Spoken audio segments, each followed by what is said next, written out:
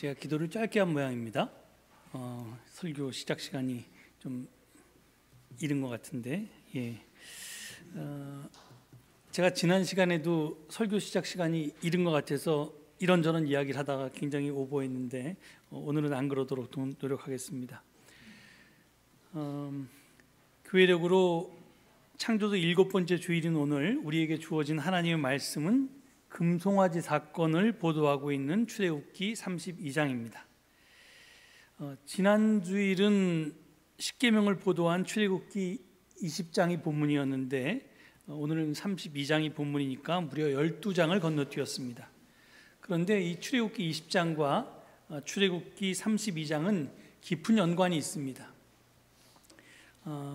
첫째는 비록 시간 차이가 있고 장소도 산꼭대기와 산기슭이라는 차이가 있지만 두 사건은 다 시내산에서 일어났습니다. 그리고 둘째는 32장의 금송아지 사건은 20장에서 하나님이 주신 십계명의 제2계명 형상을 만들지 못한다를 정면으로 위배한 사건입니다. 그러니까 20장과 32장은 시내산과 십계명의 제2계명으로 긴밀하게 연결되어 있습니다. 그래서 이 앞서부터 좀 살펴보면요, 출애굽기 19장을 보면 이스라엘 자손은 출애굽을 한 후에 셋째 달 초하룻 날에 시내 광야에 도착했습니다. 그들은 광야에 장막을 쳤고 모세는 혼자서 산으로 올라갔습니다. 거기서 하나님은 모세에게 이렇게 말씀합니다. 화면에 출애굽기 19장 4절에서 6절의 말씀이 있는데 한번 같이 읽어보겠습니다. 너희는 내가 이집트 사람에게 한 일을 보았고 또 어미 독수리가 그 날개로 새끼를 업어 나르듯이 내가 너희를 인도하여 나에게로 데려온 것도 보았다. 이제 너희가 정말로 나의 말을 듣고 내가 세워준 언약을 지키면 너희는 모든 민족 가운데서 나의 보물이 될 것이다. 온 세상이 다 나의 것이다. 그러므로 너희는 내가 선택한 백성이 되고 너희의 나라는 나를 섬기는 세세당 나라가 되고 너희는 거룩한 민족이 될 것이다. 좀 새삼스럽긴 하지만 하나님께서 이집트에서 노예 생활을 하던 이스라엘 자손들을 탈출시켜내고 그 다음에 마지막으로 그들과 계약을 맺기 전에 다짐을 하는 장면입니다. 그러니까 이 말을 하나님께서 백성에게 전하라고 말했으니까 모세는 당연히 다시 산 밑으로 내려와서 하나님께서 하신 이 말씀을 백성에게 전했습니다. 그랬더니 그들은 19장 8절을 보면요, 주님께서 말씀하신 모든 것을 우리가 실천하겠습니다. 이렇게 대답했습니다. 그래서 이제 하나님께서 미리 미리 물어본 거죠. 구두로 미리 물어보고 이제 하겠다고 그러니까 그들에게 이제 계약을 맺을 준비를 시킵니다. 그래서 이틀 동안 온 백성은 자신을 성결하게 하고 옷도 빨아 입습니다. 그리고 세 번째 날에는 그들은 모두 진을 나와서 산기슭에 섰습니다. 그러나 산의 경계선을 넘지는 않았습니다. 오직 그 거룩한 산 시내산에는 모세만 올라갈 수 있었습니다. 그리고 모세는 거기에서 십계명을 받았습니다. 자, 그런데 모세가 받은 십계명 중에서 제1계명과 제2계명은 다음과 같습니다. 먼저 제1계명을 보면요, 너희는 내 앞에서 다른 신들을 섬기지 못한다. 이걸 우리가 1계명으로 알고 있죠. 그리고 2계명은 너희는 너희가 섬기려고 위로 하늘에 있는 것이나 아래로 땅에 있는 것이나 땅 아래 물속에 있는 어떤 것이든지 그 모양을 본떠서 우상을 만들지 못한다. 너희는 그것들에게 절하거나 그것들을 섬기지 못한다. 나 주 너희의 하나님은 질투하는 하나님이다. 이렇게 지금 성경은 증언하고 있습니다. 근데 여러분 혹시 유대교와 기독교가 십계명을 다르게 분류한다는 사실을 알고 계십니까? 그리고 기독교 내에서도 종파에 따라서 십계명의 분류법이 같지 않다는 것도 알고 계십니까? 그러니까 십계명 중에서 지금 우리와 관련된 1계명과 2계명의 한정에서 말하면요, 물론 이게 전체가 다 다릅니다. 전체가 이제 이 분류가 우리 찬송가 뒤에 있는 10개의 십계명과 유대교가 생각하는 십계명은 이제 분류가 다르고요. 그다음에 이제 이 기독교 내에서도 종파에 따라 조금씩 다른데, 하여튼 이 유대교와 카톨릭교회 그리고 루터교회는 그 모양을 본따서 우상을 만들지 못한다는 계명, 이게 제2계명이죠. 이것을 내 앞에서 다른 신을 섬기지 못한다는 첫째 계명의 일부로 생각합니다. 그러니까 제1계명은 원칙이고 제2계명은 그 원칙을 지키기 위한 구체적인 방편이라는 것입니다. 그러니까 다른 신들을 섬겨서는 안 되고 야훼 하나님만 섬겨야 하는데, 그러기 위해서는 우상 숭배를 하지 말아야 한다는 것입니다. 그래서 이제 1계명과 2계명을 묶어서 하나의 계명으로 보는 종파도 있습니다. 그리고 카톨릭과 루터교회는 분명히 그렇게 봅니다. 이제 유대교는 조금 좀 이게 같이 보는데 그걸 1계명이 아니라 2계명에 놓고 봅니다. 그래서 이제 계명의 그 순서가 좀 다르긴 한데, 하여튼 유대교는 그것을 제2계명으로 하나로 묶어놓고, 그 다음에 가톨릭과 루터교회는 그것을 제1계명으로 우리가 아는 1계명과 2계명을 그렇게 봅니다. 그렇지만 이 동방정교회와 성공회, 그리고 이 소위 깔뱅파 교회, 그러니까 이제 개혁교회 중에서도 이 장로교나 뭐 이런 이제 깔뱅파 교회는 이 둘을 분류해서 별개의 계명으로 간주합니다. 그래서 우리의 찬송가에는 1계명과 2계명이 분리되어 있는 것입니다. 근데 사실 이 쟁점이 뭐냐면요, 여기서 금지된 형상이 야훼 하나님의 형상인가 아니면 다른 신의 형상인가입니다. 그러니까 우리가 사용한 세번역 성경은 그 모양을 본떠서 우상을 만들지 못한다고 되어 있지만, 성경 원문을 보면 우상이 아니라 형상이라고 되어 있습니다. 그러니까 1계명과 관련해서 볼 때 2계명은 하나님 자신의 형상화가 아니라 다른 신을 형상화해서 숭배하는 것을 금지하는 것으로 볼 수도 있습니다. 그래서 이 야훼 하나님은 내 앞에서 다른 신들을 섬기지 못한다고 하시고는 즉시 이 세상에 있는 어떤 것이든지 그 모양을 본떠서 만든 우상을 섬기는 것을 금하고 계십니다. 이어서 하나님은 당신이 질투하는 신이라고 이야기합니다. 하나님이 질투한다는 것은 우리가 다른 대상을 신으로 생각하고 그것의 모양을 꾸미고 섬길 때 일어날 수 있는 일입니다. 그리고 오늘 우리 본문은 아니지만 출애굽기 20장 22절 이하에 보면 제단에 관한 법이 나와 있는데요, 거기를 보면 하나님께서 말씀하신 중에 이런 규절이 있습니다. 저기 화면에 나오는데 출애굽기 20장 23절을 보면 너희는 나 밖에는 다른 신들을 섬기려고 은이나 금으로 신들의 상을 만들지 못한다, 이렇게 되어 있습니다. 그러니까 지금 이 십계명을만 보거나 또는 십계명 뒤에 나와 있는 제단에 관한 법률까지도 볼 때 십계명의 제2계명은 야훼 하나님의 형상을 만들지 말라는 이야기가 아니라, 예를 들어서 다른 신, 바알이라든지 아세라라든지 뭐 그런 식의 이제 다른 신을 형상을 만들어서 섬기면 안 된다, 그게 우상이다, 이렇게 금지한 것처럼 보입니다. 그런데 꼭 그렇지는 않다는 반대 의견도 만만치가 않습니다. 신명기 4장을 보면요, 하나님은 당신 모습을 형상화하는 것을 금하고 계십니다. 여기 보면 우리 한번 같이 읽어볼까요? 주님께서 호렙산 불길 속에서 당신들에게 말씀하시던 날 당신들은 아무 형상도 보지 못했다는 사실을 깊이 명심하십시오. 남자의 형상이든지 여자의 형상이든지 당신들 스스로가 어떤 형상이라도 본떠서 새긴 우상을 만들지 않도록 하십시오. 우상을 만드는 것은 스스로 부패하는 것입니다.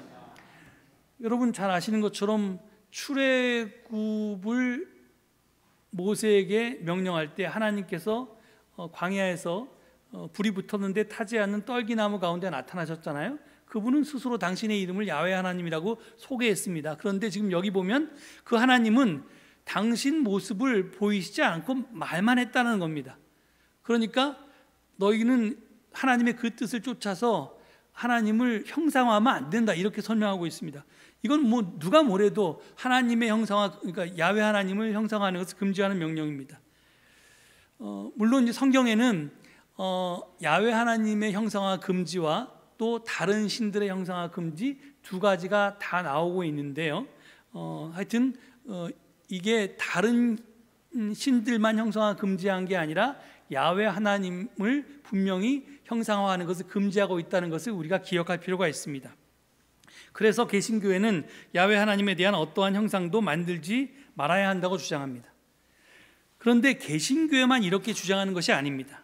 여러분, 모세오경은요, 기독교뿐만 아니라 유대교도 당연히 본인들의 경전으로 삼고 있지만 또 하나 이것을 경전으로 삼고 있는 종교가 있죠. 그게 뭐냐면 이슬람입니다.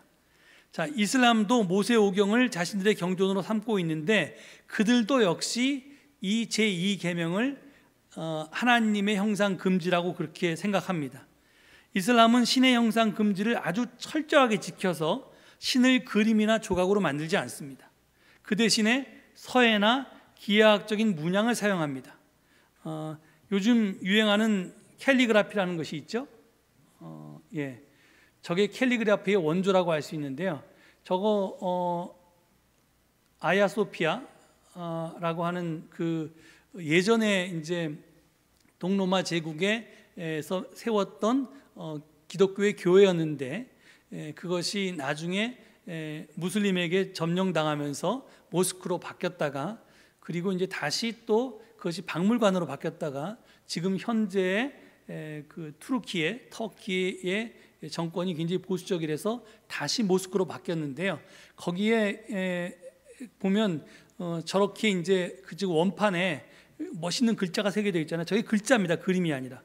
저 글자가 알라를 저렇게 표시했습니다. 그러니까 지금 이 이슬람은요, 하나님을 그림이나 조각으로 만들 수는 없지만 글자로는 표현할 수 있다고 생각했습니다. 그래서 저런 캘리그라피가 발달한 것입니다. 그리고 기하학적인 직선이나 곡선 그리고 다양한 식물 문양을 이용한 아라베스크 양식 또한 그 원조가 이슬람 미술입니다. 여러분 지금 보면 저게 무슨 타일에 쓰인 문양 같잖아요. 사실은 저 타일이 이슬람에서 나왔습니다. 이슬람이 왜 저런 걸 발달시켰냐 하면은 이유는 간단합니다. 동물을 그릴 수가 없어요. 이 신전에, 그러니까 모스크에 동물을 그릴 수가 없습니다. 왜냐하면 제2계명 때문에. 그러니까 신을 경배하기 위해서 여러 가지 멋진 문양과 색깔을 사용했는데 직선이나 곡선 또는 식물, 그다음에 저런 기하학적인 문양들을 창조해내서 그렇습니다. 그래서 이제 어떤 모스크나 그런 게 이제 저런 게 들어왔고 나중에 그게 유럽을 이슬람들이 점령한 이후에 교회나 성당에서도 저런 문양들을 쓰고 있습니다. 그러니까 이슬람의 영향이죠. 저게 이제 제2계명의 영향이라는 것을 여러분이 아시면 되겠습니다. 아무튼 저는 개신교의 전통에 따라서 형상화 금지에는 다른 신들뿐만이 아니라 야훼 하나님도 포함된다고 봅니다. 그렇게 보는 이유는 오늘의 본문 말씀 때문이기도 합니다. 앞서 모세가 시내산 꼭대기에서 십계명을 받았을 뿐만 아니라 제단에 관한 법도 받았다고 했습니다. 그런데 그 이후에 많은 법을 더 받았습니다. 그래서 출애굽기 22장 22절부터 13장 9절까지를 계약법전이라고 부릅니다. 거기에 보면 온갖 십계명이 뭐 헌법이라면 소위 이제 법률 같은 뭐 약자를 보호하는 여러 가지 법률 같은 것들이 거기 이제 자세히 설명되어 있습니다. 그리고 24장을 보면 하나님과 이스라엘 자손이 이른바 시내산 계약을 체결합니다. 성경은 그 광경을 이렇게 묘사하고 있습니다. 저 부분도 한번 같이 읽어볼까요? 모세가 내려와서 백성에게 주님의 말씀과 법규를 모두 전하니 온 백성이 한 목소리로 주님께서 명하신 모든 말씀을 지키겠다고 대답하였다. 모세는 주님의 모든 말씀을 기록하고 아침 일찍 일어나서 산기슭에 제단을 쌓고 이스라엘 12지파를 따라 기둥 12개를 세웠다.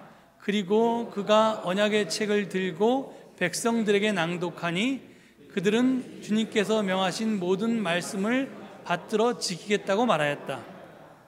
자, 다시 돌아봅니다. 처음에 하나님께서는 모세에게 십계명을 주시기 전에 모세를 산 위로 불러서 내가 너희를 이끌어냈는데 이제 너희에게 내 법을 주겠다. 그 말씀 따라 살면 너희들이 제사장의 나라가 되고 언약 백성이 된다. 그렇게 할 의도가 있냐 물어보십니다. 그래서 모세가 다시 와서 물어보죠. 백성들한테. 예, 그렇게 하겠습니다. 그래서 백성들이 이제 선결하게 꾸미고 이제 모세가 시내산에 올라갔습니다. 그래서 거기서 십계명과 계약 법전을 받습니다. 그걸 어떻게 기억력이 좋은지 그걸 다 외워서 지금 내려와서 그걸 모두 설명했습니다. 그랬더니 백성들이 아멘 하면서 다 지키겠다고 합니다. 그렇게 지금 하는 장면입니다. 자, 그렇게 나서 이 계약 체결 의식이 끝난 다음에 모세는 다시 하나님의 부르심을 듣고 산으로 올라갑니다. 왜냐하면 하나님께서 지금 모세가 이렇게 적었잖아요. 그걸 어디다 적었는지 모르겠지만 양피지에다 적었는지 파피루스에다 적었는지 아마 양피지에다 적었을 것 같은데, 근데 저 분량이 많아서 어떻게 다 적었는지 모르겠지만 이제 하나님께서 모세가 적은 게 아니라 백성을 가르치려고 몸소 돌판에 기록한 율법과 계명을 주시기 위해서, 모세가 그것을 받기 위해서 다시 산으로 올라갔습니다. 그리고 모세는 밤낮 40일을 산 위에서 머물렀습니다. 그 사이 산 아래에서는 오늘의 본문이 전하는 금송아지 사건이 일어났습니다. 자, 이제 오늘 본문을 자세히 보겠습니다. 본문 1절은 이렇게 증언합니다. 백성은 모세가 산에서 오랫동안 내려오지 않으니 아론에게로 몰려가서 말하였다. 일어나서 우리를 인도할 신을 만들어 주십시오. 우리를 이집트 땅에서 올라오게 한 모세라는 사람은 어떻게 되었는지 모르겠습니다. 이렇게 말합니다. 자, 모세가 아론에게 임시로 지도자 권한을 위임한 뒤에 시내산에 올라가 40일을 지내는 동안 산 아래에 머물러 있던 이스라엘 백성은 불안해졌습니다. 왜 불안해졌냐면 그 이유는 하나님과 이스라엘 백성을 잇는 유일한 통로가 모세였기 때문입니다. 그런데 모세가 산에 올라간 이후에 40일이 지나도록 강간무소식입니다. 그러자 지도자 없는 이스라엘 백성은 앞으로 어찌해야 할지 그것을 몰라서 덜컥 겁이 났습니다. 이는 마치 밖에 나간 부모님이 아무 연락 없이 집에 돌아오지 않을 때 불안감을 느끼는 자녀들의 심정과 비슷할 것입니다. 더구나 이곳은 하루 앞, 아니 1시간 앞도 내다볼 수 없는 광야였고요. 그리고 지금 저들은 알 수 없는 미지의 땅을 향해서 나아가는 여정 중에 있었습니다. 그러니까 이게 지도자 없이 이 낯선 광야에서 어떻게 살아갈지, 또 우리가 어디로 가야 할지, 어떻게 될지 불안했던 것입니다. 이렇게 앞날이 불안해진 이스라엘 백성은 아론에게 몰려가서 청합니다. 일어나서 우리를 인도할 신을 만들어 주십시오. 그들은 자기들의 불안감을 없애고 공허감을 메꿔주는 해결책으로 눈으로 볼 수 있는 신상을 요구합니다. 물론 그들이 원한 신은 그들을 이집트에서 탈출시키고 광야에서 돌봐주며 시내산에서 계약을 맺었던 야훼 하나님이지 다른 어떤 신이나 우상이 아니었습니다. 그들은 그들을 인도할 신 야훼 하나님이 자신들과 함께 있음을 확인하려고 상을 만들었던 것입니다. 그래서 그들은 4절 오늘 본문 4절을 보면, 그래서 그들은 송아지상을 보자마자 이 신이 우리를 이집트 땅에서 이끌어내는 우리의 신이다라고 외쳤던 겁니다. 그러니까 당연히 이끌어냈던 게 야훼 하나님이었으니까 이게 야훼의 상이라고 생각했던 거죠. 근데 이거는 또 이 이스라엘 백성들의 말뿐만 아니라 아론의 태도를 통해서도 확인할 수가 있습니다. 아론 역시 금고리들을 모아서 만든 금송아지 신상을 우상이라고 여기지 않았습니다. 본문 5절을 보면요, 이렇게 되어 있습니다. 아론은 이것을 보고서 그 신상 앞에 제단을 쌓고 내일 주님의 절기를 지킵시다 하고 선포하였습니다. 그러니까 지금 여기 우리는 지금 이게 세 번역 성경은 다 하나님의 이름을 표시하지 않고 다 주님이라고 했거든요. 엘로힘이나 야훼나 다. 근데 여기는 지금 히브리어 원어를 찾아보면 야훼입니다. 그러니까 지금 아론은 지금 이 송아지 상이 야훼 상이라고 생각한 겁니다. 그러니까 야훼 상 앞에 제단을 쌓고 내일 야훼 축제를 즐깁시다, 이렇게 이제 이야기했던 겁니다. 이를 이상을 종합해 보면요, 금송아지 사건은 야훼 하나님이 아닌 다른 신의 상, 즉 우상을 만든 사건이 아닙니다. 야훼 하나님의 상을 만든 사건입니다. 따라서 10계명의 제2계명이 금지한 형상은 야훼 하나님의 형상이라 할 수 있고요, 야훼 하나님을 형상으로 만들면 바로 그것이 우상이 되는 것입니다. 그렇다면 여러분, 제 이야기를 듣고 자연스럽게 질문이 떠오를 것입니다. 예, 야훼 하나님의 형상을 만들면 왜 안 될까요?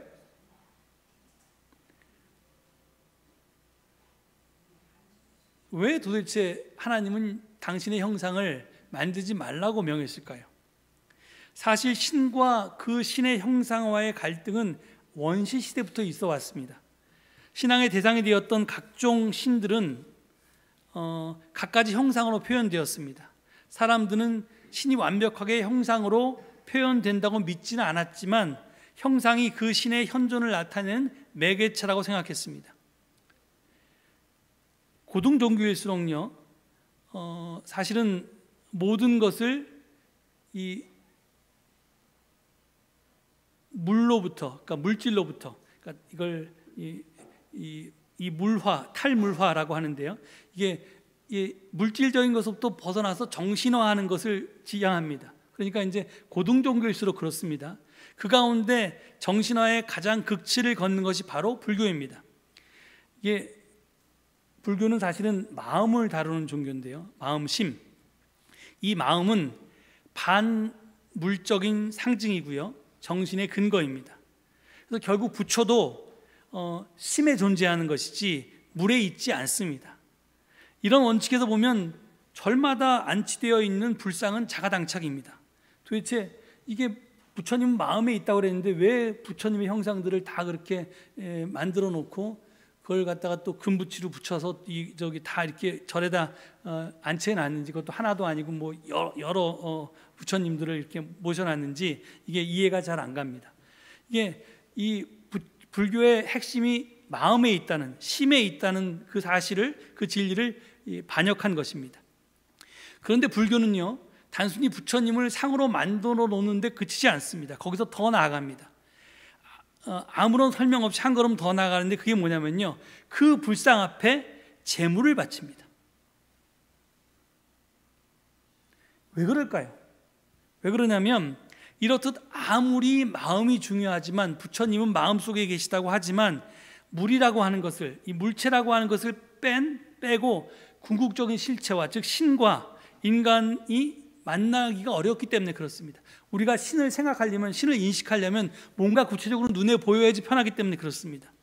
그래서 사람들은 신상을 만들어서 신을 보고 만지고 느끼고 싶어 했던 것입니다. 그리고 그 신 앞에서 치성드리기를 원했던 것입니다. 그런데 이게 이제 이 신을 신상화하는 것에 대한 인류의 역사인데요, 그런데 사람들은 점차 신과 그 신의 형상을 동일시하게 되었습니다. 신상을 통해서 그 신의 능력을 자기에게 유리하게끔 이용할 수 있다고 생각하기에 이르렀습니다. 이렇게 되면 이제 그 신상에 대해서 이제 절하고 섬기는 것이 우상 숭배가 됩니다. 야훼 종교가 다른 어떤 종교도 이런 걸 계명화하지 않았는데, 유일하게 세계의 모든 종교 중에 야훼 종교가 다른 종교들과 달리 신의 형상화 금지 계명을 명문화한 것은 신을 신상과 동일시해서 야훼 신앙을 우상 숭배로 빠지는 것을 경계하기 위해서였을 것입니다. 제가 언젠가 말씀드렸는데, 이 신상이라고 하는 것이 이콘에만 머물면 참 좋으련만 그게 참으로 어렵습니다. 여러분, 이콘이라고 하는 것이 특히 정교회에서 발달했는데, 동방정교회에 보면 이제 그림이 그려져 있잖아요. 그럼 그 그림이 이콘이라고 부릅니다. 그게 이제 그 이콘이란 똑같은 스페링이 아이콘, 윈도우즈 우리가 쓰는 그 컴퓨터 프로그램인 윈도우즈에서 이렇게 그림으로 그려진 아이콘들하고 똑같은 단어입니다. 그러니까 이 동방정교회가 말하는 이콘은 윈도우즈의 아이콘처럼 그것을 통해서 다른 곳으로 들어가기 위한 어떤 문 역할을 합니다. 그러니까 이콘은 인간이 만든 것을 통해서 하나님을 체험하게 하는 일종의 세크라멘트입니다. 즉 매개물입니다. 그런데 사람들은 저기 달을 봐 이렇게 손가락으로 달을 가르치면 달은 보지 않고 손가락만 봅니다.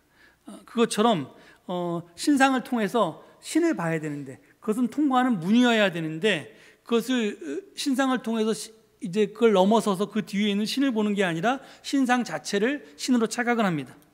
그래서 신상은 하나님을 드러내기보다는 오히려 숨기는 역할을 할 수 있습니다. 그래서 신상 만들기가 엄격히 금지되었던 것입니다. 우리 교회 역사를 보면 7세기에 이 동방교회에서 그 신상을, 이 이콘을 너무 숭배해서 그것을 마치 하나님인 양 떠받들어 가지고 그것을 이제 다 파괴 운동을 벌였던 일이 있었습니다. 그래서 많은 이제 이콘들이 훼손됐는데요. 그런 배경에 있습니다. 물론 개신교인들인 우리들은 신상을 만들지 않습니다. 그런데 정말 우리는 신상을 만들지 않을까요? 신상을 만들지 말라는 말의 의미를 조금 더 확장해 보면 오늘 우리가 피해야 할 신상 만들기가 무엇인지를 알 수 있습니다.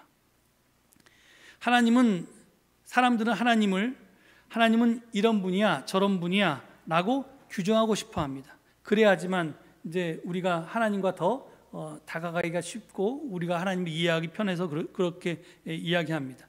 그래서 이제 하나님은 전지전능하다든지 하나님은 무소부재하다든지 이런 말로 하나님을 표현합니다. 속성을. 이런 말은 분명히 틀린 말은 아니지만 이 말을 알았다고 해서 하나님을 다 알았다고 할 수는 없습니다. 그리고 하나님이 전지전능하지도 않고 무소부재하지도 않다는 사실을 우리는 너무나 잘 알고 있습니다. 하나님이 전지전능하다면 지금 이스라엘과 팔레스타인 사이에서 일어나는 전쟁을 그냥 목도하실 리가 없습니다. 하나님이 또 무소부재하시다면 우리가 하나님 여기 오세요라고 찬송을 부를 필요도 없습니다. 하여튼 우리가 믿고 있는 그 표현하는 신앙적인 고백과 그 하나님의 속성이 꼭 일치하는 것도 아니고 그게 다도 아닙니다. 기독교 교리라는 것도 그중 하나인데요. 사실은 우리가 하나님은 어떤 분이야라고 이렇게 여러 가지 정리해 놓은 것이 이제 그 기독교 교리라고 할 수 있는데, 이 교리도 진리의 근사치일 뿐이고 그게 전부가 아닙니다. 그런데 그 전부가 아닌 교리를 수호하기 위해서 목숨을 건다고 말하기도 합니다. 그래서 이게 참 좀 딱한 건데요. 하여튼 그런 사람들이 교회 역사상 많이 있었습니다. 좀 어떻게 보면 어리석다고 할 수도 있을 것입니다. 여러분 욥기를 다 읽어보셨을 텐데요. 욥의 세 친구는 인과응보의 교리를 가지고 하나님의 통치를 설명하라고 했습니다. 원인 없는 결과는 없어. 네가 뭘 잘했으면 상 받고 잘못했으면 벌을 받는 거야. 그러니까 네가 지금 이런 벌을 받는 것은, 너에게 이런 고난이 닥친 것은 너는 네가 생각하지 못하고 있지만 분명히 네가 잘못한 것이 있을 거야. 그러니까 찾아봐, 생각해봐, 이렇게 주장합니다. 그런데 대개 세상 일은 그 인과응보의 틀에서 크게 어긋나지 않는 것처럼 보입니다. 그러나 그 틀을 가지고 설명할 수 없는 부분이 분명히 있습니다. 문제는 남겨진 부분입니다.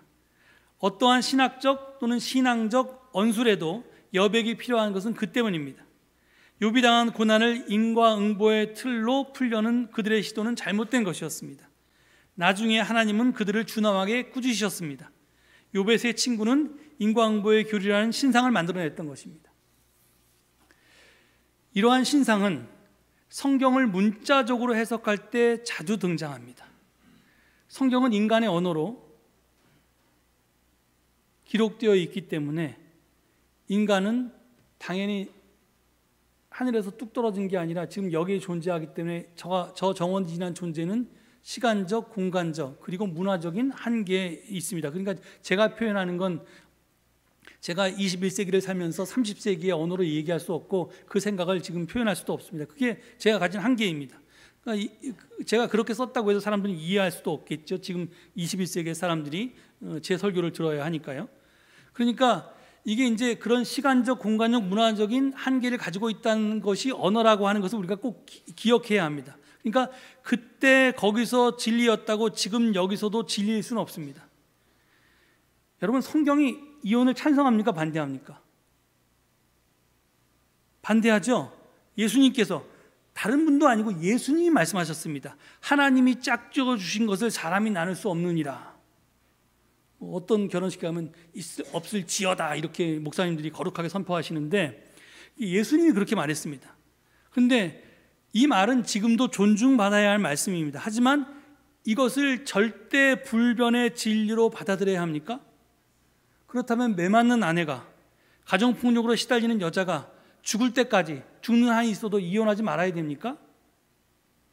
마찬가지로 이혼한 사람은 교회에 들어오지도 못하게 해야 됩니까?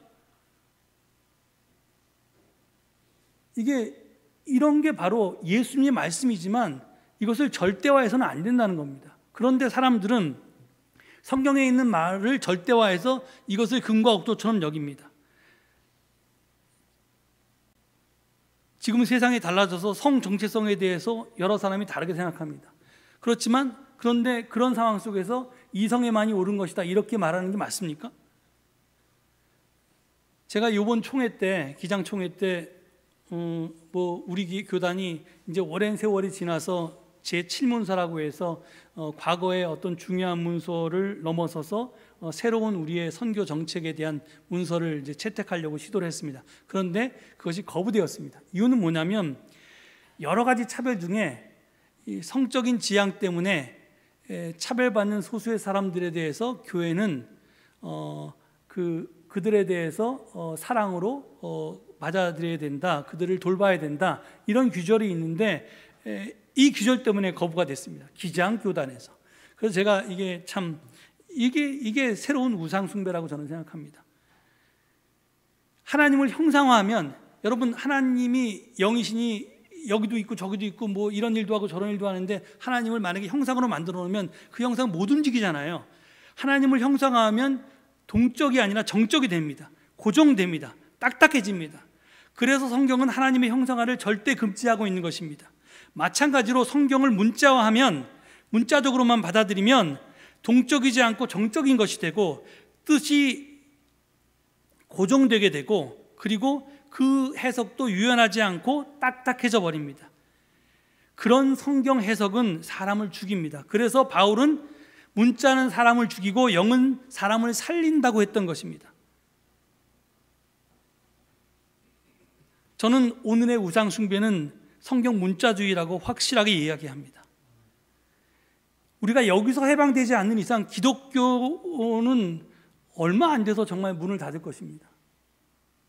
세상은 바뀌는데, 세상의 가치가 바뀌고 그런데 그렇다고 이 세상을 추종하자는 건 아니지만, 그런 얘기는 아니지만, 세속으로 빠지자는 건 아니지만, 모든 사람들이 보편적 진리로 받아들일 것을 또 교회만이 반대한다는 것이 이게 이제 맞지 않는다는 것입니다. 우리가 여기서 해방되어 딱딱한 가짜 하나님이 아니라 유연한 진짜 하나님을 만날 수 있게 되기를 바랍니다. 그래서 진리를 통해서 참 자연이 되어서 고집센 백성에서 탈출할 수 있는 우리 모두가 될 수 있기를 간절히 축원드립니다. 이 말씀 되새기시면서 잠시 묵상 가운데 기도하시겠습니다.